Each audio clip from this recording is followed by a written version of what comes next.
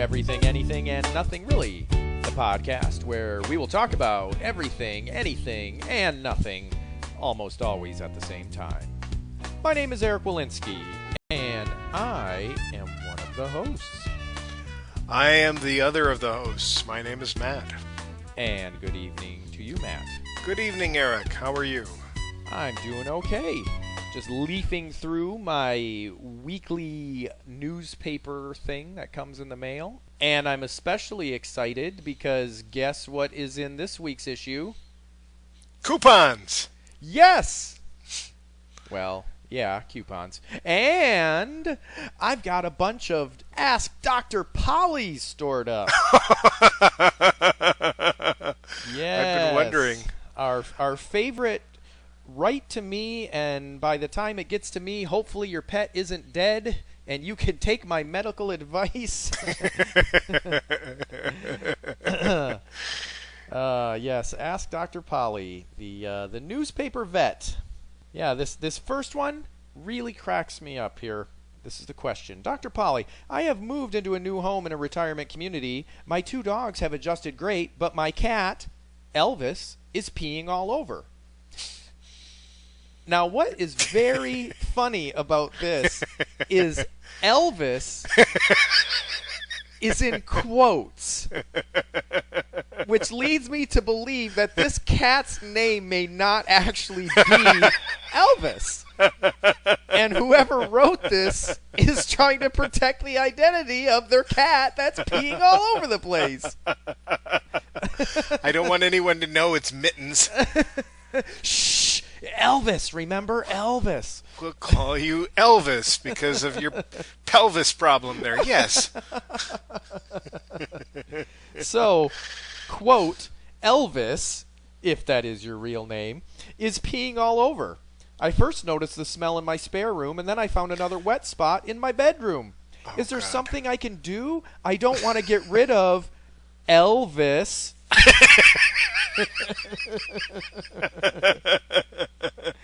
Signed Larry. But that name isn't in quotes, so that may be his real identity. He screwed up at the last point. Now everybody will know. That's Larry's cat doing that? Dr. Polly writes, "Hi, Larry. That's a real issue with this kitty. The first thing Thank you for validating that. That's... Oh, good. I thought I was just making this up. The first thing you need to do is have a urine and blood test done to make sure that Elvis does not have a physical problem. Many times cats have a medical problem and then start misbehaving. If this is an issue of the move, you should isolate Elvis to one non-carpeted area and start some behavior modification." So it's time to call in that cat behavior guy from cable. I don't know. That guy just looks like how a cat behavior expert would look. Oh, this next one here. Dr. Polly, I have a dwarf bunny, and again in quotes, Meg. I'm thinking that Dr. Polly is changing these names to protect the animals. No. No? There's other ones where the names are normal. Oh, okay. Yeah. So, I have a dwarf bunny, Meg, and she has stopped eating for some reason. My daughter says now she's not pooping. My daughter says, like she's in charge of the animals. Reports are in. Meg isn't pooping. She is 2 years old and eats pellets and some greens. Help! Signed, Christine. Christine, this is serious, and the rabbit has developed GI stasis. Like, this is definitive. This isn't even a probability. Dr. Polly is going for broke on this. Mm-hmm. Pellets are not a good diet and many times cause this along with hair that the rabbit ingests. So please get Meg into an avian exotic veterinarian. Wow. My rabbit isn't eating. I better sit down and write a letter. Now this one's funny to me.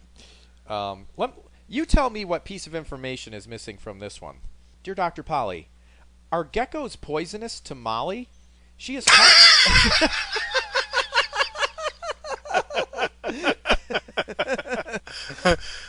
Molly who? Exactly. Ding, ding, ding. It doesn't say. It really just says, are geckos poisonous to Molly? She has caught 2 in the lanai, and we have gotten them away from her, but she wasn't willing to give them up. She really had her mouth clamped down on it. If she does eat one, what do we do? Thanks, Ernie. Is Molly your mother? I know.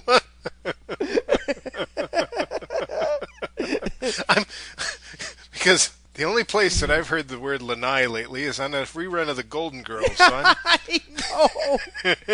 Ma. I'm picturing Estelle Getty sitting out there with a gecko in her mouth. B. Arthur, Ma, what are you doing? Ma. Picture Sicily. Nothing to eat but geckos. Hi, Ernie. No, geckos are not poisonous, but they can cause GI upset if eaten. Try to watch Little Molly and her hunting escapades and take the little guys away if you can.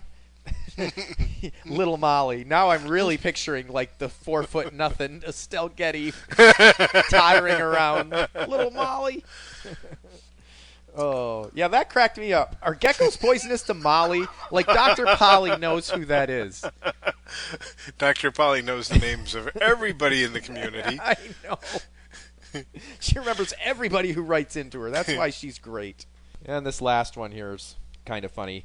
The question's a little long. I'm going to skirt around it a little bit, but the answer is funny. Dr. Polly, I'm hoping you can answer this question. How old is too old for my macaw to lay eggs? Evidently healthy and happy, my 60-year-old blue and gold continues to lay eggs. I like evidently healthy and happy. Evidently. I haven't asked it how it feels, but anyway, macaws are as young as they feel, you know? So if they want to lay eggs, go let them. She's laid 4 this year. The eggs are nice and they're hard. We can't sell just 4. We need a dozen. Come on. Keep playing. I love this line. What's your experience with geriatric parrots laying eggs?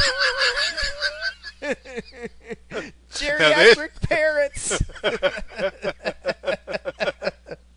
There's a pickup line. I know. Say, buy you a drink? What's your experience with geriatric parrots? Ooh, a smooth talker. Polly want an egg? Oh, thank you for your advice. Signed, Michelle. Hi, Michelle. There is no age to tell them to stop. To tell them to stop. Like you're gonna. How do you tell a bird? There's no age to tell them. That's like there's no age to tell a cow when to stop giving milk. It's like it's just gonna stop whenever the cow stops. Oh, happy retirement living. She's earned it. Has she? Has she saved up for this? Really? Did she buy the place down here? Did she work her macaw job for 40 plus years, get a pension? Has she earned this retirement? I don't know. Geriatric parrots. That's like a ska band name or something. That's a soap opera that I would watch. Oh, man. Geriatric macaws. Yes. It's just the Golden Girls with parrots instead of eating geckos and getting GI infections. Ma, let's have a cheesecake. Let's have a cheesecake. The Back in Golden St. Olaf. Girls with parrots. They've never done that, I'll bet. Back in St. Olaf. And to a degree, that's what every episode was. They were kind of like parrots. They were saying the same things over and over. Blanche is like, you never believe the guy I dated. Never believe the guy I dated. Wow, we just come upon something. We need to get some parrots together. I think we need to get on this. Yeah, and do an all parrot version of the Golden Girls. I don't know where we'd perform it, but I don't know where the demand is for this. I think theater's ready for this. Yeah, so those are some Dr. Pollys. I look forward to the Dr. Polly every week. But veterinary stories are fun. You know, I like reading these. They're just antics with animals. You got any good animal antics stories? When I was in high school, there was a group that my friend Matt and I, and there were some other people, we would go to this thing at the local veterinary office where we would observe the veterinarian doing various things with animals. Medical, I'm assuming. Medical things, yes. Operations. Wasn't like a Golden Girl parrot thing, but...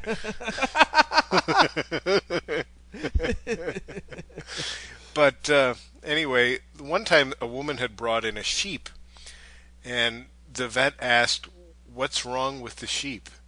And the woman said, "Well, every time he coughs, he has a bowel movement." That's... And wow. My friend... I don't want to catch that. My friend Matt said, "I'd hate to see him with bronchitis." And so then, you'd have a mess on your hands. So then the vet asked, well, what are his stools like? Are they soft or are they hard? And she said, well, sometimes they're soft, but sometimes they're almost as hard as a brick. And my friend Matt kind of whispered to me, "Can you imagine her going around with a brick in one hand, trying to see which is harder, you know?" Almost. I still got my thumb in it. Not quite. So, honey, come here. This one's almost as hard as the brick. We can finish the sidewalk. Were you saying you were almost out of pavers? As long as this sheep keeps coughing, instead of the goose that laid the golden egg, this is the sheep that laid the bricks. Your sidewalk looks great. Thank you. We're building a garage. Hey, did your sheep ever get better? Nope. We wrote to Dr. Polly. That was 3 weeks ago. But we're still waiting for that issue with the answer to come out. Oh, wait, here it is. She said, "You can't tell a sheep to stop coughing." Sounds like she's eating a gecko. So I guess that settles it. Well, I wonder if Dr. Polly helps out fish, because fish certainly help us out. I recently found a few articles about attractiveness this week. Okay. The first one was about a recent study in Florida. This is not like our usual studies that we look at that are by universities or things like this. No, this was done by a fishing app called FishBrain. What? Yes. FishBrain. So take that, Cambridge. They did a study of dating pictures that men had. And they found that a fifth of men aged between 18 and 35 are holding a fish in their dating profile pictures. And it turns out that men who are holding fish are more attractive to women. And it's not just any fish. Certain fish have I think I see where you're going. Certain fish have a more attractive quotient. Yeah. So, for example, the second most popular fish was the sailfish, which the study calls, quote, lean, powerful, and independent, and, quote, the marine embodiment of grace and virility. It's a fish.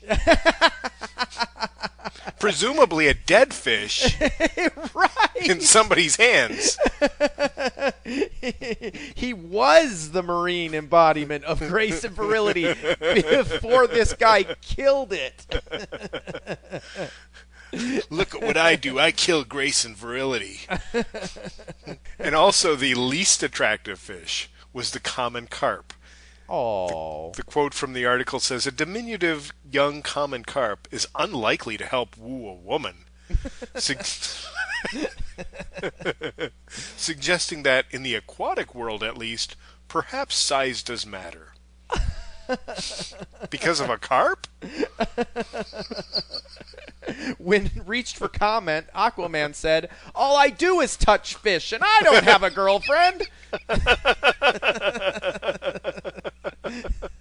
I mean, come on now. My last dating profile, I was holding up a box of Gordon's fish sticks. And it nowhere. got you nothing. Nothing. And they were pretty big fish sticks, let me tell you. Mm-hmm. Oh, boy. Yeah. So now women are looking through profile pics, and they're like, oh, he's not holding the fish. He's not holding the fish. Oh, he is. And then they're judging the fish. But it's a carp. Oh. I had no idea that was what the problem was all this time. I was not holding a fish. Another thing, it warns you that you don't want to hold a barracuda because barracudas are scavengers and have been known to attack swimmers, and this might send the wrong message.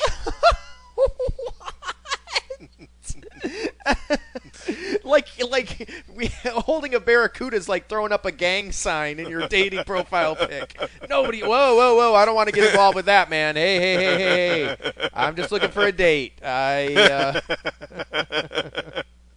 What does a swordfish mean? I don't know. We need to find out all these secret meanings of fish. Hey, I got a goldfish at Kids Day. What does that mean?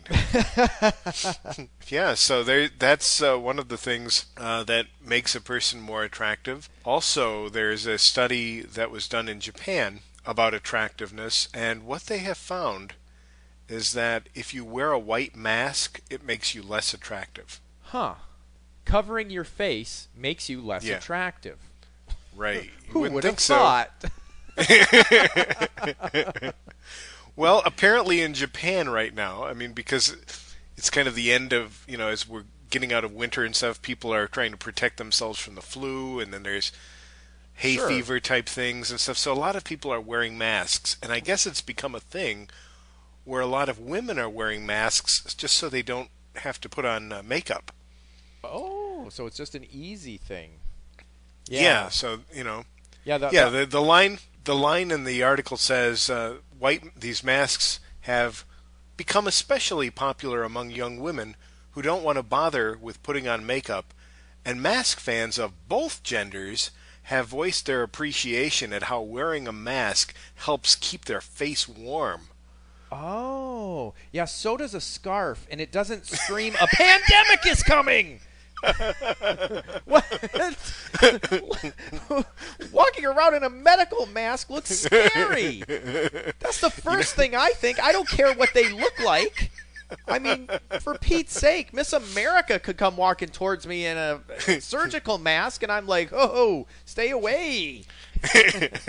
She comes at me in a scarf, maybe I say hi, but my goodness.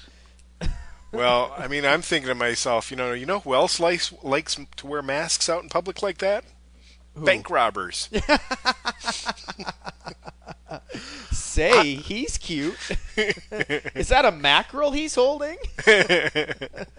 Honestly, one time when I was in a bank many years ago, somebody walked in wearing a surgical mask like that because they were sick and they didn't want to spread their germs. Sure. But honestly, when you're in a bank and somebody walks in a mask, it freaks you out a little bit, As it would. Yes. I yelled at the woman. I yelled at her about that because I was just so upset that somebody would come into a bank with a mask on.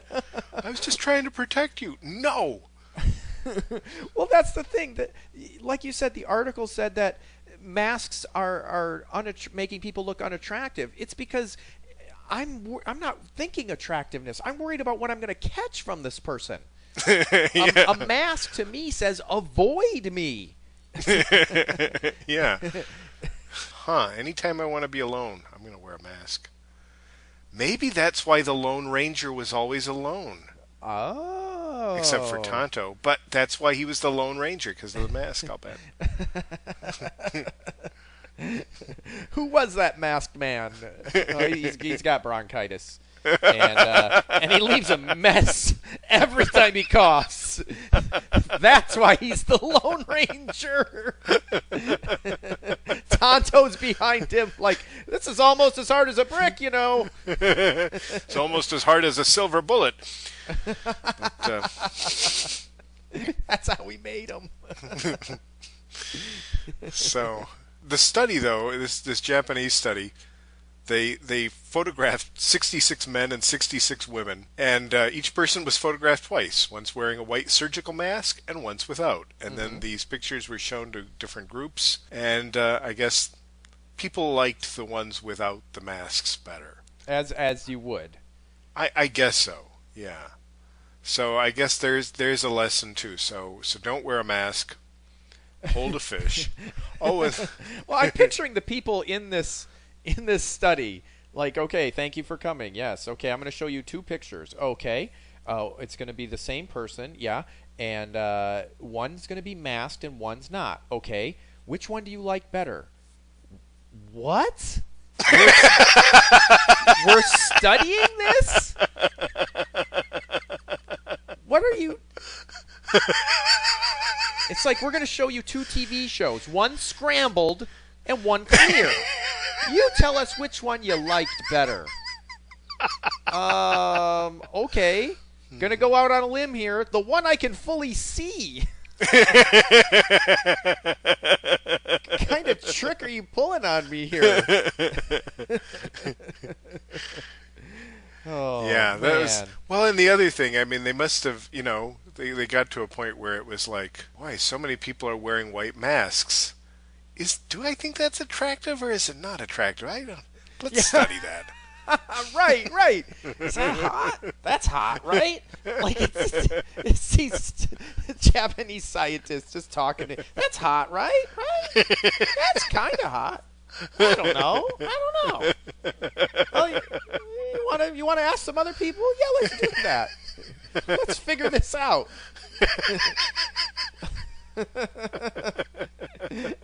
The last study I saw was a Duke University study. It basically, the conclusion that they came to is women are very attracted to tall men. Oh, they had to study that, huh? Yeah.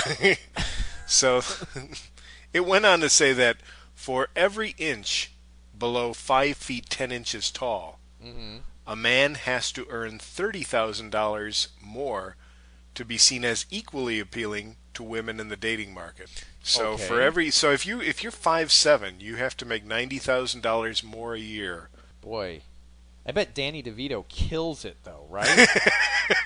I mean, he's had made that up like easily. I'm picturing women too when they meet somebody now. If that's really true, it's like, how tall are you? Oh, let me get out my height to income calculator. How much do you make? And the guy's thinking like, oh man, I'm never gonna get a refi on my house now. This is just not gonna. Well, it's like the old saying: give a man a fish, and you feed him for a day. Teach a man to fish, and you feed him for a lifetime. Take a picture of a man with a fish, and he'll never sleep alone again. That is the phrase, isn't it? Yeah. That's the updated version of it now. Oh, that's good. See those old phrases? They really had something going on there. Old proverbs, yes. Yeah, the old proverbs. Yeah, I found a couple of these old proverbs, but these are like really, really old ones that they want to start using again. Old ones like, never cast a clout till maybe out. Never cast a clout till maybe out? Yes. Which, a clout is an old term for a piece of cloth or a rag. And, yes. And no matter, I told you, these were old. And no matter how tattered it may be, don't get rid of it until you are sure the cold weather has passed. So when it says may be out, it means the month of May. So never get rid of an old rag until it's springtime, is basically what they're saying. Or if you're in Michigan, until late June. Exactly. Or probably better yet, ever. Don't ever throw out rags in Michigan because you never know. This is, like I said, these are really old. I've never even heard some of these. Brag is a good dog, but Holdfast is better. Those are horrible names for dogs. Ask Dr. Polly. I was going to say, will Molly get sick on those? But it means silent, patient, and reserved is usually the best way to go. So don't brag, hold fast. Okay. Near is my curdle, but nearer is my smock. Mom used to read that to me before I went to bed every night. What it means, though, is a kirtle is a woman's gown or outer petticoat. A smock is a woman's undergarment. So it's saying a way to look after your closest interests first. So near is my petticoat, but nearer is my underwear. Wow, that's a...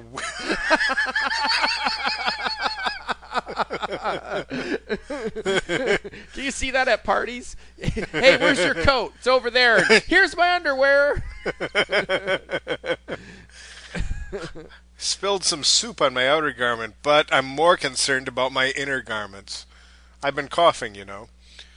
So, I don't know. I like this one. If you're born to be hanged, then you'll never be drowned. And well, that's one way to look at it. That's a way to qualify someone else's good luck. It's also good for the situation where someone is gloating over escaping a near disaster. Wow. I am getting a bumper sticker that says that. I would love to see people in traffic sitting there. What? Those proverbs are old, and even the ones that we are familiar with are old and probably need some updating. Like a watched pot never boils. Ovens only work when you ignore them. Why isn't this thing preheating? Just pretend it isn't there. Just don't watch. Just talk like it's not even in the room. Or, man does not live by bread alone, which is why it's good to go to restaurants with complimentary nachos. Or how about this? An apple a day keeps the doctor away. Doctors will also stay away from you if you don't have health insurance. Genius is 1% inspiration and 99% perspiration. Sweaty people are brilliant. When one door closes, another door opens, which explains why my house is so cold in the winter. That's good. Things turn up for the man who digs, which is why I no longer work in the cemetery.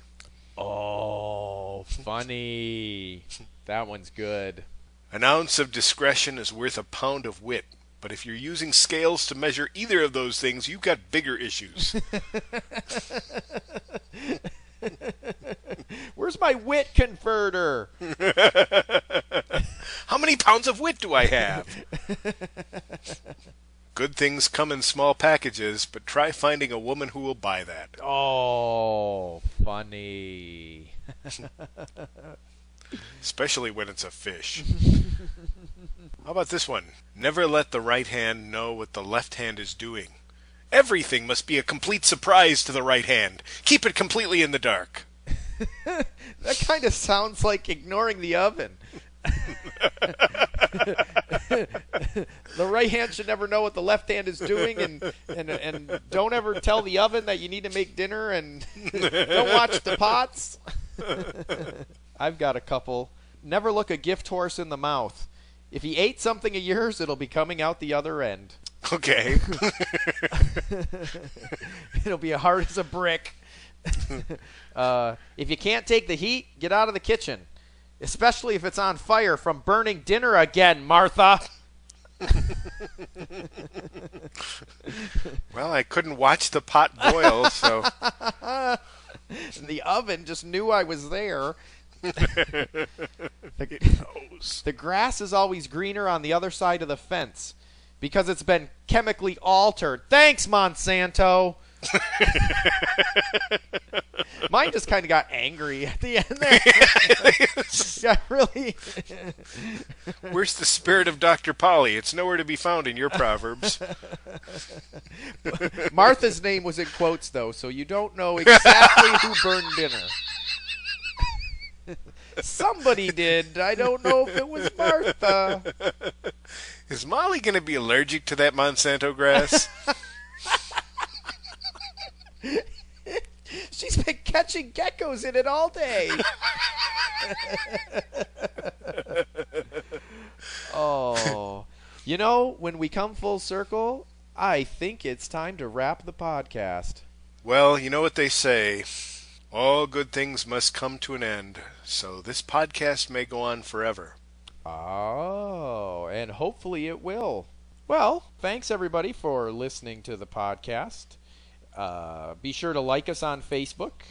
You can catch us on iTunes, catch us on Podbean. Tell your friends about us. And tell your enemies, but don't tell our enemies. And also, Matt, one last thing before we go. I forgot to mention this. This is our 20th podcast. Wow. 20 podcasts in the can, as they say. Yeah. Wow. Who'd have thought we'd go this far? So many people doubted whether it would last. Who knows? Take that, our enemies! Who knows what the next 20 episodes will bring? So, for everything, anything, and nothing really, this is Eric saying goodnight. And this is Matt saying goodnight, and see you next time.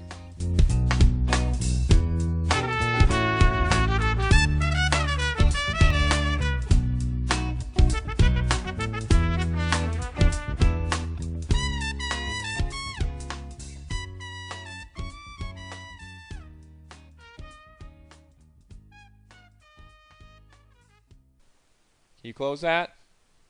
Don't forget your laptop.